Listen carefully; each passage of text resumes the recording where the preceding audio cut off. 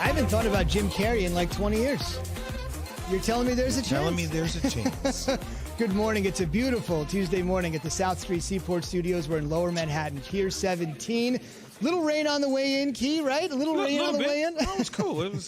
I figured it would be gone by the time we get out of here. It's New York. No doubt. We are presented by Progressive Insurance, and we are Keyshawn Johnson, Jay Williams, and Zubin Mehenti, all of our guests on the Shell Pennzoil Performance Line. If you love football, 15 minutes away, Dan Graziano, ESPN NFL Insider. And then at 7:30 a.m. Eastern, Joe Judge, the head coach of the New York Giants, entering year one and week one against the Steelers on Monday Night Football. If you're watching us on ESPN News, we have some accessorizing to discuss real quick. On a more serious note, the late, great John Thompson died yesterday. We're going to talk to Jim Boeheim, his longtime adversary at Syracuse, a little bit later in the program. Look forward to that. And Jay is wearing the distinctive white towel that Thompson always used to have over one of his shoulders. I know Barkley did it last night on Turner. And I think it's a great little memento to kind of pay homage to a guy that probably deserved a lot more credit than he got in the moment. I also want to say this about John Thompson. Yes, he helped a lot of kids from the inner city have an opportunity to go to a school like Georgetown and play basketball. But check out his graduation rate for players that stayed 4 years. It was extremely, extremely high. Over 97%. For 4 year guys. I think that's one of the things that people miss out. Everybody automatically goes back to what he did on the basketball court. But he also pushed young brothers to achieve academically, which set them up for success after school. And Keyshawn, J. Will, Zubin coming to you live from the Seaport District at Pier 17. We're brought to you by Heineken. If you're watching us on ESPN News, I'm also accessorizing today. I lost a bet. Key and I did essentially. Don't put me in it. Okay. Well, Key, you coming on Friday. We thought Luka would carry the Mavericks over the Clippers. I was wrong. Nope. So Jay came over this morning and adding to my lexicon. You know, I never heard of the word wave cap before this morning. If you're watching us, say on do-rag. Do-rag. Yeah, there you go. If you're watching us this morning, this is actually a white do-rag, but the blood flow to my brain is turning this into a red do-rag right now. Is it too tight? Is it tight? Is it too tight? So I'm sweating just a little bit. I just want to mention Key is a morning radio host for years in LA, so in case I pass out, I got it handled. It's okay. I'm going to pass it off. How do you think Key got the waves so tight? You see those things? Juju Berry in that hair, man. I got 3 hours to go with this thing. Hopefully I can make it. Hopefully the Bucks are going to be able to turn this thing around. This is stunning. I want to hear this from Kendrick Perkins. He joined us yesterday on KJZ. I want to get your thoughts on this, Key. As soon as you hear Big Perk essentially saying and predicting that Miami would be able to upend the Bucks in Game 1.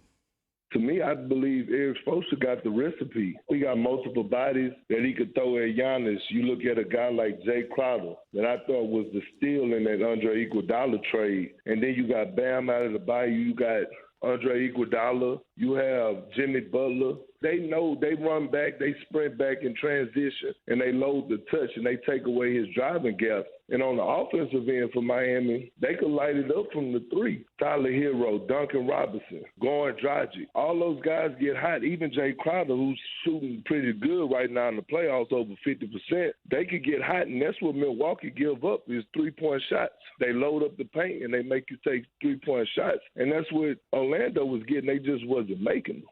Big credit to Big Perk. When he wakes up and joins us on time, he's pretty good. Operative word, win. We love you, Perk. What do you think about it? He makes sense. No, everything he's saying does make sense. I think when you look at Jimmy Butler, you understand what they're allowing things to do in terms of knocking down the threes. But the perimeter game in general, if Milwaukee wants to clog the middle with all the length that they have, then guess what? We're going to shoot from the outside. And then when you come step out, we'll drive and penetrate. So Spoelstra is one of those coaches that because LeBron James was there and D Wade was there, he didn't necessarily get the credit to take a team that wasn't as all-star heavy to the next level. And you can see it now with Jimmy Butler. They went out and got a guy that had the dog in him. Giannis had 18 points last night. Mm-hmm. I mean, come on, man. You're about to be back-to-back MVP. Like, you're supposed to be the guy. Right. Like literally the guy. And if you're the guy, you don't have 18 points. You wind up getting 32, 28, and the rest of the guys get the 18. That's the way that I look at it. Because even when a star guy like LeBron James has an off night, I'm not worried about that because he's given me a body of work, Jay, for so long that if he had an off night, it's like, okay, well, he did something else. It was either the assist, it was either playing on the defensive end. Giannis is just one of those guys. It's like, for whatever it is, the playoffs it's got a negative connotation for him. You guys ready for it? Go for it. Giannis in the regular season is 1A. Giannis in the postseason is 1B. Now, what that means is regular season, he's going to be the MVP because his numbers dominate. He's a skinny version of Shaquille O'Neal. I've been saying this for the past couple of years. The lack ultimately of the skill set in the playoffs and not being able to get to the rim and just punish people because teams are building walls against him make him a 1B. So I'll ask you this. If we're looking at the top 5 players in the league, okay, LeBron James, is he 1A or 1B, Keyshawn? Well, Just answer the question. Is he 1A or 1B? -0. Okay, great. Kawhi Leonard, 1A or 1B? 1A. If Kevin Durant were top 5, 1A or 1B? He's a 1A. Luka, 1A or 1B? 1A. James Harden, 1A or 1B? 1A. Giannis, 1A or 1B? That's all I'm saying. The fact that you have to take a second to think about this is ultimately what troubles you a little bit about Giannis. Defensive player, great. Should he have locked down Jimmy Butler? Great. Had a good game last night. It's always going to give you volume numbers. But when it comes down to big plays, can he knock down a mid-range jump shot? Can he do those little things? And ultimately, if they lose this series, I'm not going to – look, I jumped on Portland. I was wrong. I said that I ultimately thought the Lakers were going to win that series. And it's one game. Milwaukee can bounce back. Yeah. But if you need a play down the stretch, Kobe Bryant, go get me one. LeBron James, go get me one. James Harden, go get me one. Luka, go get me one. KD, go get me one. Giannis, I'm not sure I'm going to ask you to go get me one. Let me clear this up real quick before your Twitter people attack you. You're not saying that Shaq is like a Giannis in the postseason. You're saying down low is pretty much the perimeter, the box game is where Shaq kind of got his money at. That's what you're saying, right? Yes. Okay, because I just want to clear it up because when it came out, it sounded like something different, and I don't want the Twitter people going crazy. Let me ask you this, though, about Shaq.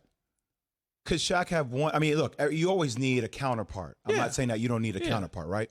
But if Shaq didn't have Kobe or D Wade, would Shaq have won championships? Because I'm just saying down the stretch, and Shaq is one of the most dominant players of all time. I don't think anybody, and you played in the NBA, and I watched the NBA, I don't think anybody can win a championship without a counter-strong punch. I agree with that. Not anybody. I don't care who it. Kobe, so here's the question. LeBron had Kyrie for a couple games here and there, and you just can't do it. So here's the question. Down the stretch, what counterpart is more important? Well, it depends on what you need. So if I'm pushing it down low, right? If you can't shoot free throws, which we saw Giannis struggle to do, yes. If you can only dominate people, I mean, Shaq first off he's different. I mean, I say he's a skinny version of Shaq. I mean, Shaq weighed 300 plus pounds. There's a picture of the internet.